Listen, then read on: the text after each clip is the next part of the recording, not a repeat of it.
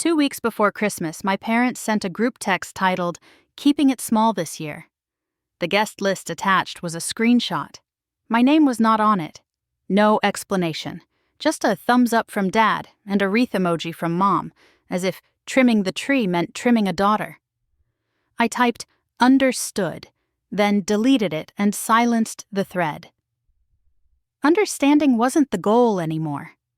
I grew up in a house where affection arrived gift-wrapped in conditions. Straight A's, thinner hips, the right friends. Love was a trophy you had to polish where everyone could see. When I left for college, I promised myself I'd never audition again. December, it seemed, was their favorite season to hold callbacks. Instead of begging for a chair, I bought a driver's seat.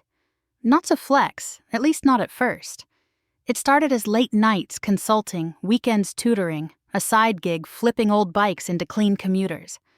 I learned to read balance sheets like weather and engines like poetry. I saved, I listened, I made offers that didn't blink. The car I wanted wasn't a midlife crisis. It was a plan with leather seats and a gearbox that clicked like a metronome. Guards red, ceramic brakes, a flat six that sang above 7,000 like a held note you finally deserve. When the wire cleared, I picked up the keys with both hands. The dealer tried to film a delivery video. I shook my head. The first photo I wanted would be mine. I drove at dawn while the city yawned, keeping the revs gentle, learning the car the way you learn someone generous, by not taking more than you give. By noon, sunlight sharpened the paint into a blade. I parked, stood back, and took the picture. Then I opened Instagram, and a new tradition. I posted the photo with a quiet caption, "Early gift, paid in full." 10 minutes later, Mom's name lit my screen for the first time in months. "Sweetheart," she sang, "we've been meaning to call. Your car is impressive." Dad folded in on speaker, already steering. "Bring it to Christmas dinner," he said. "Park out front. Your cousins will love a few rides. Great photo moment for the family." "About that dinner," I said. "I wasn't invited." "Don't be sensitive," Mom replied lightly. "It's just small this year, but if you come, make an entrance, festive." There it was, a seat if I arrived as decoration. I felt the engine of an older life attempt to catch. I didn't turn the key. "I have plans," I said, and ended the call before they could shape my evening into a showcase. Then I made the plans true. I emailed the Children's Hospital about a Christmas Eve toy drive and got a yes within an hour. I pinged the local car club, convoy, drop-off, no revving near the ward.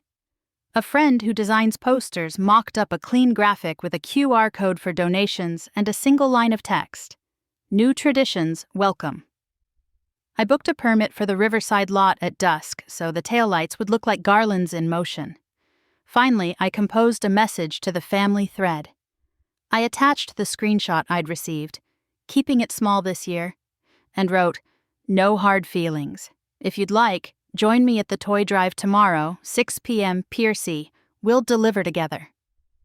I hit send, silenced the thread again, and packed the front trunk with bears, blocks, and the small old ache I planned to leave behind. Dusk found the river copper. Snow began to fall in soft, thin flakes.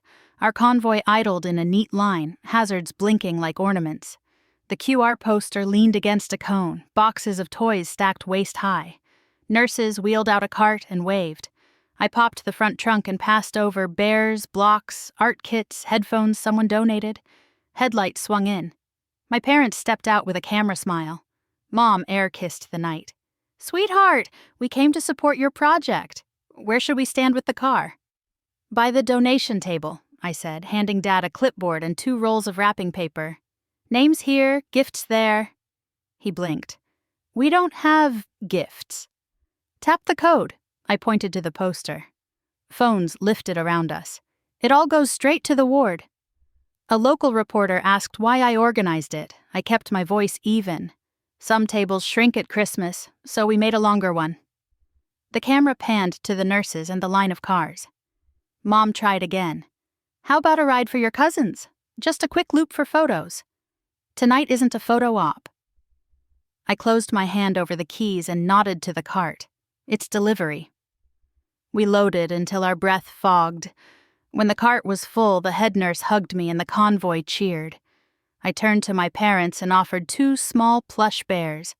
For the drive home, and next year, bring your own. I slid into the driver's seat and pulled away slow, tail lights threading the dark like a promise kept to myself.